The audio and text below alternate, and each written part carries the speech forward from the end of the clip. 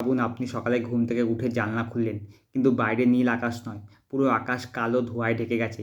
শ্বাস নিতে কষ্ট হচ্ছে, চোখ জ্বলছে, আর বৃষ্টি পড়ছে। কিন্তু সেই বৃষ্টি স্বাভাবিক নয়, কালো রঙের বৃষ্টি।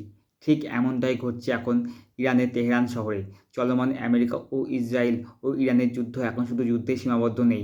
এর প্রভাব ধীরে ধীরে পুরো মিডল ইস্টে একটি বড় পরিবেশগত বিপর্যয়ে পরিণত হচ্ছে। সম্প্রতি ইরানের দুটো বড় তেল ট্যাঙ্কারে হামলা চালানো হয়েছে। হামলার পর বিশাল তেলের ট্যাঙ্কারগুলোতে আগুন ধরে যায় এবং আকাশে ছড়িয়ে পড়ে কালো ধোঁয়া, তেলের কণা ও নানা ধরনের বিষাক্ত রাসায়নিক। এরপর শহরে দেখা যায় এক অদ্ভুত ঘটনা, কালো বৃষ্টি। বিজ্ঞানীরা বলছেন এই বৃষ্টি আসলে ধোঁয়া, কালো কার্বন ও বৃষ্টির জলের মিশ্রণ। বিশ্ব স্বাস্থ্য সংস্থা WHO সতর্ক করে বলেছে, তেল স্থাপনা ধ্বংস হওয়ায় বাতাস, জল এবং খাবার দূষিত হয়ে পড়তে পারে। বিশেষ করে শিশু, বয়স্ক মানুষ এবং যাদের আগে থেকেই শ্বাসকষ্ট বা ফুসফুসের সমস্যা আছে তাদের জন্য এটি খুব বিপজ্জনক।